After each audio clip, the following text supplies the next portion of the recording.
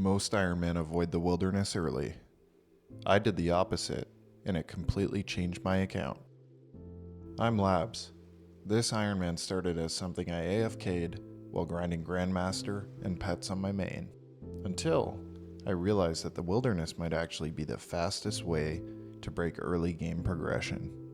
So today, I want to show you what I did early and what I actually gained from a wilderness first start. A wilderness start only works if you prepare for it. Before touching bosses, I focused on 3 things. First, combat stats high enough to survive PK attempts. Second, cheap, replaceable gear, nothing I wasn't okay losing. And third, Turiel Slayer to skip everything but Rev and boss tasks. Instead of spending dozens of hours on traditional Slayer, I got to skip early Slayer entirely.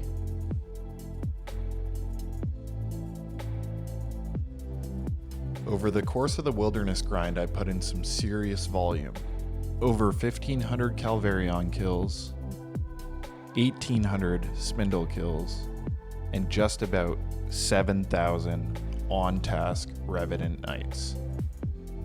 This wasn't just chasing RNG, it was efficient progression.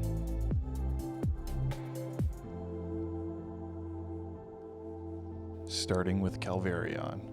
This was the backbone of the grind. Over 1,500 kills here alone. Huge amounts of prayer XP that I've already processed.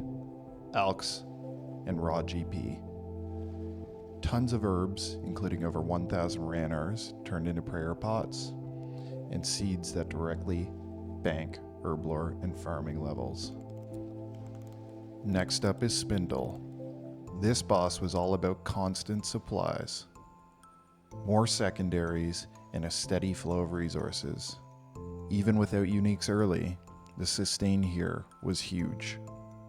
Everything you see here propels the account forward tremendously.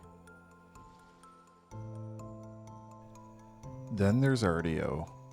I didn't get to spend much time here, but as you can see, great magic XP, there were some solid alks, and tons of skilling supplies. This is the kind of boss that quietly stacks up value over time. And this is where things really spike. Revenant Nights. Just under 7,000 kills on task. This is where most of the GP came from. Rev weapons completely changed the speed of the wilderness bossing, and securing an upgrade early made everything after this faster and safer.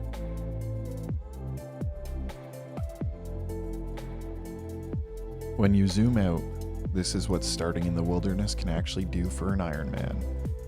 You walk away with enough GP to fund every buyable, with plenty left over for runes, a massive skip to Herblore, turning requirements like Soat into a complete non-issue, one of the best spec weapons in the game, letting you jump straight into TOA and TOB, and finally, the best in slot weapons for the wilderness and some of the strongest tools you can have when pushing content like Blorva. This is why the Iron Path starts in the wilderness. If you want to see how all this was earned, every risk, every death, and every upgrade, episode 1 of the Iron Path is live.